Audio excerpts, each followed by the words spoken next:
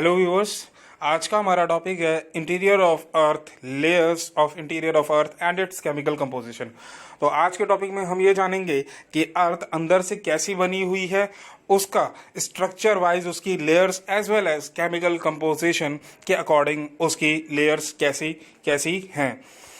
Now अर्थ के बारे में जो हमें इंफॉर्मेशन मिलती है वो कुछ सोर्सेज से मिलती है, क्योंकि अर्थ के अंदर बहुत ज़्यादा गहरी ड्रिलिंग करके हम अर्थ के किसी भी फीचर के बारे में पता नहीं लगा सकते, क्योंकि अर्थ की एक तो डेंसिटी बहुत ज़्यादा हाई है और फिर जो इंटीरियर है उसका टेम्परेचर बहुत ज़्यादा होता है। तो कुछ सोर्सेज है जैसे कि सीस्मिक वेव्स में भी जो बॉडी वेव्स हैं वो, तो बॉडी वेव्स दो कैटेगरी में डिवाइड होती है सीस्मिक वेव्स की, P waves and S waves, जिन्हें प्राइमरी और सेकेंडरी वेव्स कहा जाता है। दूसरा सोर्स है वॉल्केनिक इरप्शन और तीसरा सोर्स है मीटियोराइट्स जो आसमान से गिरते हैं, और चौथा सोर्स है theory of origin of earth. Earth से रिलेटेड जो भी थ्योरीज बनी हैं, अर्थ के ओरिजिन या सोलर सिस्टम के ओरिजिन से रिलेटेड जो भी थ्योरीज बनी हैं, उनके बेसिस पर हम अर्थ के इंटीरियर के बारे में जानकारी इकट्ठा करने की कोशिश करते हैं। नाउ कुछ इस तरीके से हमारा अर्थ 3 लेयर्स में डिवाइड है स्ट्रक्चर वाइज। सबसे ऊपर वाला लेयर को क्रस्ट कहते हैं। ये बहुत थिन हिस्सा है, केवल 1% पार्ट जो अर्थ का है वो क्रस्ट है, जिसके ऊपर हम रहते हैं। तो ये 5 से 40 किलोमीटर वेरी करता है, डिपेंड करता है कि उस क्रस्ट के ऊपर कोई माउंटेन है या ओशियन है। अगर माउंटेन है तो वहां पर जो क्रस्ट होगी वो ज्यादा थिक होगी, और जहां पर ओशियन क्रस्ट होगी वहां पर वो जगह थिन होगी। फिर मेंटल की जो डेप्थ होती है वो 2900 किलोमीटर तक होती है, और फिर उसके बाद outer core and inner core तक। तो जो डिविजन्स है हमारे अर्थ के, ओके, वो है क्रस्ट, मेंटल एंड कोर। अब पहले हम ये जान लेते हैं कि सीस्मिक वेव्स किस तरीके से हेल्प करती हैं हमें ये जानने में कि हमारे अर्थ का इंटीरियर कैसा है। तो पहली चीज ये है कि जिस तरीके से डेंसिटी बढ़ती जाती है अर्थ के अंदर, उस तरीके से जो पी वेव्स की वेलोसिटी है वो भी इंक्रीज होती चली जाती है। फॉर एग्जांपल, जैसे क्रस्ट की डेंसिटी 2 ग्राम्स पर क्यूबिक सेंटीमीटर है, तो जो डेंसिटी यहां पर कम है क्रस्ट में, तो वेलोसिटी जो है सीस्मिक वेव्स की वो भी कम होती है। बट कोर में जैसे कि एंटर करती हैं पी वेव्स, तो उनकी वेलोसिटी भी इंक्रीज हो जाती है। कोर में 11 के करीब डेंसिटी है, तो जो वेलोसिटी है वो 13 पर पहुंच जाती है। अगली चीज है इंपॉर्टेंट चीज कि पी वेव्स जो हैं ये लॉन्गिट्यूडनल वेव्स है, ये कंप्रेशनल वेव्स है, ये सीधी मूव करती हैं। तो इस वजह से ये सॉलिड, लिक्विड और गैसेस हर जगह से पास हो सकती हैं। दूसरी तरफ अगर हम एस वेव्स को देखें, तो जो एस वेव्स हैं, क्योंकि ये शीर करके मूव करती हैं, मींस अप डाउन करके मूव करती हैं, ये सीधी नहीं मूव करती हैं, ये अपनी डायरेक्शन के परपेंडिकुलर वेवलेंथ क्रिएट करके ये मूव करती है, मींस अप एंड डाउन लहरा के ये मूव करती हैं। तो इस वजह से ये लिक्विड को पार नहीं कर पाती, तो ये कोर में एंटर ही नहीं कर पाता। यहां तक का तो हमें नॉलेज था कि जो मेंटल हमारा है वो सॉलिड है, बट अगर उसके बाद एस वेव्स क्रॉस नहीं कर पा रही हैं आपके आउटर कोर को, तो हम ये कह सकते हैं कि जो आउटर कोर है वो यहाँ पर जो ये दिख रहा है आपको पिक्चर, यहाँ पे देख सकते हैं आपके आउटर कोर के बाहर से ही ये सी वेव्स, एस वेव्स रिफ्लेक्ट हो रही हैं, क्योंकि ये लिक्विड स्टेट में है, तो ये लिक्विड को क्रॉस नहीं कर सकता। जबकि पी वेव्स जो हैं वो पास आराम से हो जाती हैं कोर की भी, क्योंकि कोर लिक्विड है आउटर कोर और इनर कोर सॉलिड है। तो ये हमें बताता है कि भाई जो आउटर कोर है वो लिक्विड स्टेट में है। ये है कुछ पी वेव्स और एस वेव्स। तो पी वेव्स और एस वेव्स आप देख सकते हैं ये कंप्रेशनल वेव्स हैं, ये इस तरीके से सीधी मूव करती हैं, और एस वेव्स जो हैं वो इस तरीके से मूव करती हैं। तो जो इसका डायरेक्शन है उसके परपेंडिकुलर ये वेवलेंथ क्रिएट करता है, जबकि इसमें केवल कंप्रेशन होता है, आगे और पीछे पुश इसमें लगता है, लेकिन ये जब मूव करता है तो ये इस तरीके से लहरा के मूव करती हैं। तो ये डिफरेंस है आपका एस वेव्स और पी वेव्स में। अगला जो इंपॉर्टेंट सोर्स था अर्थ इंटीरियर का वो वॉल्केनो है। तो वॉल्केनो बेसिकली एक ओपनिंग है हमारे अर्थ के ऊपर, क्योंकि अर्थ के अंदर लावा है और क्योंकि रॉक्स जो होते हैं वो बैड कंडक्टर होते हैं, वो हीट को पास अवे नहीं कर पाते हैं, तो अर्थ में नसें बन जाती हैं, वेन्स बन जाती हैं जिन्हें हम वेंट कहते हैं, उसके थ्रू वॉल्केनो डेवलप होता है और वहां से लावा बाहर आता है। तो बेसिक इंपॉर्टेंट चीज हमारे लिए यहाँ पर ये है कि लावा जो आ रहा है वो अर्थ के अंदर से आ रहा है। इसके अलावा बहुत सारी गैसेस, सल्फेट्स, हाइड्रोजन, ये सारी की सारी गैसेस हमारे अर्थ के अंदर से निकलती हैं, मड निकलता है और बहुत सारे सॉलिड फ्रेगमेंटेड लाइटनिंग पार्टिकल जिन्हें प्रायो क्लास कहा जाता है वो भी यहाँ से बाहर आते हैं। तो बेसिकली ये अर्थ के अंदर से बाहर आ रहे हैं। जिस अर्थ के अंदर हम जा नहीं सकते उस अंदर के बाहर अंदर से जो कि सब्सटेंस वॉल्केनो से आ रहे हैं उनको एग्जामिन करके हमें अर्थ के केमिकल कंपोजिशन और यहाँ तक कि इवोल्यूशन ऑफ सोलर सिस्टम के बारे में भी जानकारी आसानी से मिल सकती है। अगली चीज है theories related to origin of earth. तो यहाँ पर केवल बेसिकली अर्थ के ओरिजिन से रिलेटेड कोई थ्योरी नहीं है, बल्कि यूनिवर्स के रिलेशन में, पूरे यूनिवर्स के रिलेशन में एक थ्योरी है big bang theory. Other than the solar system से रिलेटेड कुछ थ्योरी हैं। तो उनको मैंने इन थ्योरीज को मैंने 4 ग्रुप में डिवाइड करा है। मोनिस्टिक कॉन्सेप्ट वाली थ्योरीज, जिसमें ये माना गया है कि जो हमारा यूनिवर्स है वो एक ही किसी बॉडी से बना हुआ है, ठीक है, एक ही सेलेशियल बॉडी से बना हुआ है। वो सन हो सकता है या कुछ और भी हो सकता है। ड्यूलिस्टिक कॉन्सेप्ट का कहता है कि 2 चीजें लगी हमारे अर्थ को, हमारे जो सोलर सिस्टम है उसको डेवलप होने में, ठीक है। जैसे टाइडल हाइपोथेसिस की थ्योरिया, उसमें कहा जाता है कि अप्रोचिंग स्टार आया, बड़ा स्टार आया और उसने सन का एक छोटा सा टुकड़ा स्नैच कर लिया। बाइनरी में कहा जाता है कि मल्टीपल सब्सटेंस हो सकते हैं। और बिग बैंग थ्योरी यूनिवर्स के बारे में बताती है कि यूनिवर्स किस तरीके से डेवलप हुआ एक छोटे से एटम से, जिस एटम में चार्ज इलेक्ट्रॉन, प्रोटॉन और न्यूट्रॉन थे। कॉन्टिन्यूस फ्रिक्शन से इसमें चार्ज हुआ और ये धीरे धीरे ब्लास्ट हुआ और इसके साथ ही एक्सपैंड होता चला गया। यहाँ पे हमारा matter theory of origin of universe और अर्थ को समझाना नहीं है, बट ये समझना है कि जितने भी चीज़ें हमारे यूनिवर्स में होती हैं असल में वो भी अर्थ के ओरिजिन से जुड़ी हुई हैं। तो अगर उनके बारे में हमें पता चलता है, वहाँ के सैंपल, जैसे मार्स में या चांद पर हम कोई स्पेस भेजते हैं, स्पेस में कोई हम लोग कोई प्रोजेक्ट भेजते हैं, ठीक है, तो उस प्रोजेक्ट से गैदर की गई इंफॉर्मेशन से हमें अर्थ के इंटीरियर के बारे में भी पता लगता है।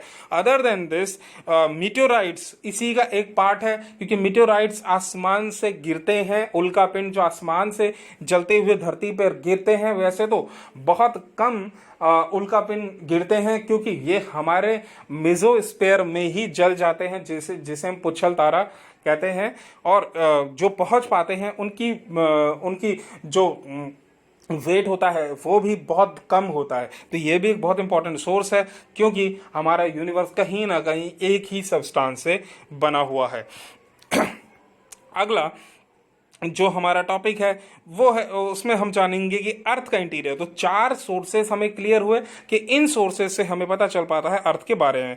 अगली चीज है कि हमारा अर्थ इंटीरियर स्ट्रक्चर वाइज 3 लेयर्स में डिवाइड है, क्रस्ट, मेंटल एंड कोर। जैसे कि आप पिक्चर में देख पा रहे हैं, क्रस्ट अपर है, मेंटल मिडिल है एंड कोर इनर है।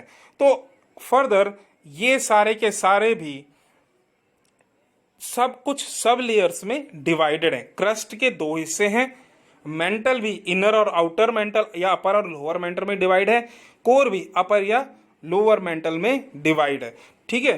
तो ये जो डिविजन्स हैं ये डेंसिटी के अकॉर्डिंग डिवाइड हैं, और इनके बीच में ये कोई डेंसिटी के अकॉर्डिंग ऐसे ही नहीं डिवाइड कर दिए गए, इसके बीच में कुछ डिसकंटिन्यूटीज भी हैं। डिसकंटिन्यूटीज का मतलब है कि वो एरियाज या वो बाउंड्री जो इन 2 लेयर्स में गैप क्रिएट करती है या एक लेयर को दूसरी लेयर से अलग बनाती है। तो फर्स्ट हम देखेंगे क्रस्ट और मेंटल के बीच में जो डिसकंटिन्यूटी है उसे मोहोवरिक डिसकंटिन्यूटी कहा जाता है। इस साइड को आप देखेंगे तो मोहोवरिक डिसकंटिन्यूटी, सबसे पहले हम मेजर डिसकंटिन्यूटीज को जानते हैं। मोहोवरिक डिसकंटिन्यूटी ये क्रस्ट और मेंटल के बीच में है, अपर मेंटल और क्रस्ट के बीच में। दूसरी डिसकंटिन्यूटी है गटनबर्ग डिसकंटिन्यूटी। ये गटनबर्ग डिसकंटिन्यूटी मेंटल और कोर के बीच में है। यहां पर से जो आपका कोर है वो लिक्विड होना शुरू हो जाता है और अचानक से जो सीस्मिक वेव्स हैं, पी वेव्स, उनकी डेंसिटी इंक्रीज हो जाती है। अब इसके बाद हम इसके सब डिवीजन देखेंगे तो क्रस्ट के भी दो हिस्से हैं। कोनार्ड डिसकंटिन्यूटी अपर क्रस्ट और लोअर क्रस्ट को डिवाइड करता है। तो बेसिकली ये आगे मैं आपको बताऊंगा केमिकल कंपोजिशन जो हमारे अर्थ की है उसके हिसाब से सियाल और सियामा की जो ये बाउंड्री है, ग्रेनाइट और बेसाल्ट रॉक के बीच की बाउंड्री कोनार्ड डिसकंटिन्यूटी कहलाती है। तो नेक्स्ट अपर मेंटल और लोअर मेंटल के बीच में रिपीटेड डिसकंटिन्यूटी है। तो अपर मेंटल जो हमारा है वो एस्थीनोस्फीयर है, कुछ सेमी मोल्टन स्टेट में है, जेलिस फॉर्म में है, ओके। और जो लोअर मेंटल है वो ज्यादा डेंस है। तो यहां ये डिसाइड करती है रिपीटेड डिसकंटिन्यूटी। और आउटर कोर और इनर कोर के बीच में जो डिसकंटिन्यूटी है वो लेमन डिसकंटिन्यूटी है। यहां पर से आउटर कोर लिक्विड होता है तो इनर कोर जो है वो सॉलिड स्टेट में पाया जाता है। तो जिसके कारण हम ये कह सकते हैं कि हमारा जो कोर है वो बहुत ज्यादा डेंस है, क्योंकि कोर यहाँ पे सॉलिड। ये जानना जरूरी है कि कोर जो है सॉलिड क्यों है। तो कोर साइंटिस्ट का मानना यह है कि कोर जो सॉलिड है वो हैवी मेटल्स की वजह से नहीं बल्कि प्रेशर की वजह से है। अगर हम बात करें किसी मेटल के स्टेट में, तो अगर हम वाटर की बात करें तो वाटर जब गर्म होता है तो वो गैस में कन्वर्ट होता है, ओके। बट जब मेटल गर्म होता है तो वो सॉलिड से लिक्विड में कन्वर्ट होता है, सॉलिड से लिक्विड में कन्वर्ट होता है मेटल। लेकिन जब उसमें प्रेशर बहुत ज्यादा बढ़ेगा, प्रेशर कंप्रेशनल प्रेशर ज्यादा बनेगा तो वो कॉम्पैक्ट होता चला जाएगा। तो यही कारण है कि हमारा जो कोर है वो सॉलिड है due to high pressure and heavy metal. Next crust जो है वो लिथोस्फीयर है, और लिथो का मतलब होता है रॉक्स। तो जो ऊपर की लेयर है उसे हम क्रस्ट कहते हैं, लिथोस्फीयर भी कहा जाता है। अब जो इसकी थिकनेस है वो हिली एरियाज में 60 किलोमीटर्स होगी, और जो इसकी थिकनेस है ओशियन में वो 15 किलोमीटर्स होगी। उसका रीजन है आइसोस्टेसी की थ्योरी। आइसोस्टेसी की थ्योरी, डैटन ने एक थ्योरी दिया था आइसोस्टेसी। तो आइसोस्टेसी का मतलब है बैलेंस। आइसोस्टेसी का मतलब है balance between the weight of earth. तो ये बैलेंस बनता है जब कोई हैवी मटेरियल अर्थ के ऊपर है, उतना ही उसको कंपनसेट करने के लिए वेरिंग डेंसिटी के साथ उससे 8 गुना थिकनेस नीचे अर्थ के अंदर होगी। यानी हिमालय की अगर हाइट अप्रोक्सीमेट हम गिने 9 किलोमीटर्स है तो उससे 8 गुना 72 किलोमीटर्स नीचे अर्थ के होगी। तो आप समझ सकते हैं इसी वजह से जो थिकनेस माउंटेन्स के ऊपर है अर्थ क्रस्ट की वो ज्यादा है अंदर की तरफ, और ओशियन की थिकनेस बेहद कम होती है, तो इसीलिए उसका वेट भी कम होगा, तो उसकी क्रस्ट भी पतली होती है। इसके लिए मैं आइसोस्टेसी पर एक सेपरेट वीडियो बनाऊंगा। तो एवरेज डेंसिटी जो यहाँ पर अर्थ की है, क्रस्ट की है, I am saying average density of crust 2.823 ग्राम पर क्यूबिक सेंटीमीटर यहाँ पर एवरेज डेंसिटी है। अगर आपसे पूछे कॉम्पिटिटिव एग्जाम में ज्यादातर पूछा जाता है कि अर्थ की एवरेज डेंसिटी, तो अर्थ की एवरेज डेंसिटी 5 ग्राम पर क्यूबिक सेंटीमीटर है, क्योंकि क्रस्ट में 2 ग्राम्स के आसपास है तो कोर में 11 है, तो 11 और 2 का एवरेज राउंड अबाउट 5 आ जाता है। मेंटल पर आते हैं तो ये सेकंड लेयर है और ये 84% एरिया कवर करता है। इसकी डेप्थ 2900 किलोमीटर्स तक है। ये 3 हिस्सों में बेसिकली डिवाइड है। फर्स्ट जो आपकी मोहोविरिक डिसकंटिन्यूटी आती है, अगर हम इस पिक्चर में देखें तो ये मोहोविरिक डिसकंटिन्यूटी है। मोहोविरिक डिसकंटिन्यूटी का हिस्सा जो करीबन 30 किलोमीटर है उसे भी मेंटल का हिस्सा माना जाता है।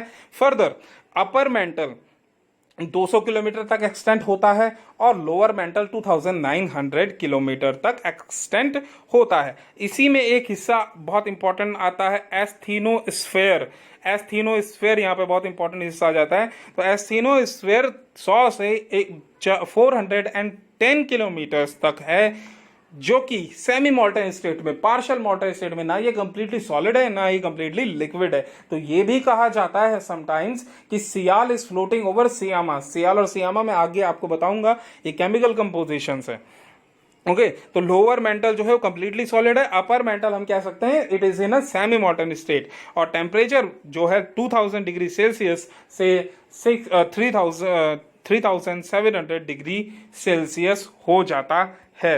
नाउ कोर सबसे अंदरूनी हिस्सा है, और ये आउटर कोर जो है वो लिक्विड है और इनर कोर जो है सॉलिड है। ये पूरा का पूरा निकल और आयरन से कंपोज्ड है। इसकी डेंसिटी बहुत ज्यादा वेरी कर रही है। आप देख सकते हैं कि 5 ग्राम क्यूबिक सेंटीमीटर से 10 ग्राम पर क्यूबिक सेंटीमीटर इसकी जो है डेंसिटी वेरी कर रही है। तो जहां पर 5 है वहां पर आउटर कोर हमारा है जो कि लिक्विड स्टेट में, आगे जाके डेंसिटी बहुत ज्यादा इंक्रीज हो जाती है क्योंकि प्रेशर, हाई प्रेशर और वेट की वजह से। तो इसीलिए समझ में आ जाता है कि इनर कोर हमारा क्यों सॉलिड है।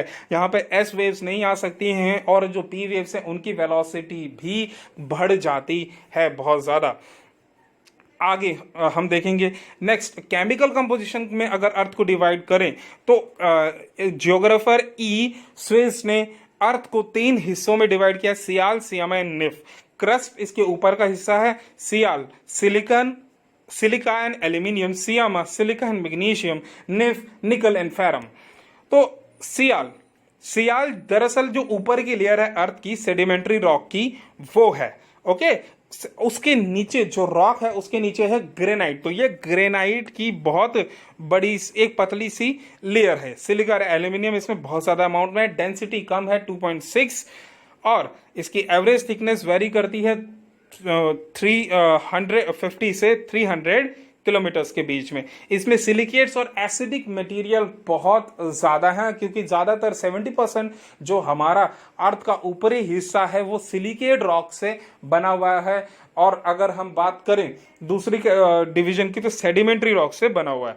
तो नेक्स्ट इज सियामा नाम से क्लियर है, सिलिका एंड मैग्नीशियम। ये जो लेयर है ये बेसाल्ट के बड़े रॉक से बनी हुई है। बेसाल्ट अगेन एक इग्नियस रॉक है और ये कोर्स ग्रेन रॉक है, जहां जो एक बहुत बड़ा सोर्स होता है वोल्केनो। हम अक्सर बोलते हैं ना कि यहाँ इससे बेसाल्ट का रॉक बना, और बेसाल्ट रॉक बना सॉलिडिफाई होने की वजह से। तो ये बेसाल्ट रॉक का जो लावा है ये यही रीजन बनता है वोल्केनो का। तो जो सियामा है वो क्रस्ट है ओशियन की। इसी ओशियन क्रस्ट के ऊपर जो हमारा सियाल है ये फ्लोट कर रहा है, इसके ऊपर फ्लोट कर रहा है। आप इस डायग्राम के थ्रू आप समझ सकते हैं, ये है हमारा सियाल जो कि फ्लोट कर रहा है सियामा के ऊपर, सिलिकॉन और मैग्नीशियम के ऊपर फ्लोट कर रहा है ये सियाल हमारा। ओके, तो इसीलिए मैंने कहा कि ये जो सियामा है ये ओशियनिक क्रस्ट है और ये जो सियाल है ओके ये कॉन्टिनेंटल क्रस्ट है। नेक्स्ट अगले टॉपिक पे आते हैं निफ। तो निफ सबसे इंटीरियर हिस्सा है, निकल और आयरन सबसे ज्यादा डेंसिटी है, 11 ग्राम्स डायमीटर। आप देख सकते हैं पूरा इंटीरियर ऑफ अर्थ तक जाती है 6880 किलोमीटर, और इसमें मैग्नेटिक प्रॉपर्टी है जिसके वजह से हमारी अर्थ इलेक्ट्रोमैग्नेटिक करंट इमेंट करती है।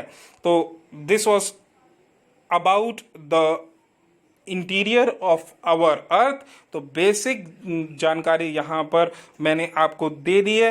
Now if you like the video, like button दबाएं। जो चैनल से अभी जुड़े नहीं हैं वो सब्सक्राइब करें, बेल आइकन को जरूर दबाएं और वीडियोस को जानने के लिए थैंक्स फॉर लिसनिंग।